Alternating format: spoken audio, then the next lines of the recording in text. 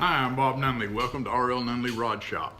I promised some of the guys on my Facebook page that I would start making some tutorials on rod making. And this is going to be the first of many tutorials.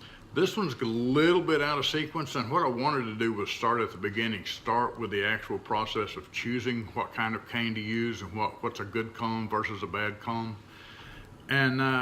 And I will do that, but this is one of the things that most young rod makers have the hardest time with, and that's their finish. Anybody can get a good finish. Getting a great finish requires work, and what I'm going to do is show you what kind of work it takes in this little short video. First, let's talk about the rod that we're working on. It's an early Paul Young. It belongs to a friend of mine, and when he brought it to me, the varnish was flaking off of it, and it was loose and had air gaps underneath, and in those air gaps was mold and mildew, and the mold and mildew had gotten into the cane a little bit. So I had to take oxalic acid and remove all the mold and mildew, take all the old varnish off, of course, before I did that, and then completely refinish this rod without losing the original writing and lettering on the rod. That's a task in itself, and that's something I'll cover in another video. But in this video, we're going to talk about what happens after the first coat of varnish. I put the initial coat of varnish on this rod, and now I want to make sure my second coat goes on smooth as glass. So I'll show you what my process is for making sure I get a great finish between coats. Okay, so here's how we get the good finish.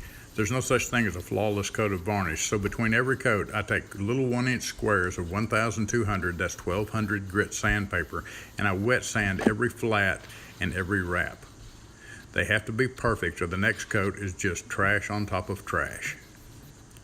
After I get them all sanded, then it's time to clean the rod. And cleaning the rod's not a hard process. It's the way I do it's a little bit different than everybody else. I use water, distilled water, in a spray bottle. That way I can get all the sanding residue, any silica that's come off the sandpaper, any sanding dust that's caught in the guides. After that, I go to a clean cloth, and I use naphthalene, or naphtha. It's Varnish Makers and Painters naphtha, and I filter it even though it's already filtered. After I get it wiped down with naphtha, well, it looks pretty good, but it's really not. Then I take a clean paper towel and get all the residue from the naphtha, and even the trash that's in the naphtha will get on the rod. When that's done, it's in the varnish tank. This is a slow process, and there are many ways to varnish correctly. And of course I think mine's the best, and we'll go into that in a later video. But what I'm looking for is this clean, shiny finish on the rod. So really that's about it. You have to make sure you have a good, smooth surface. But I'm also going to clue you in on my formula for a good finish. The formula is easy. Clean air plus clean rod plus clean varnish equals clean finish.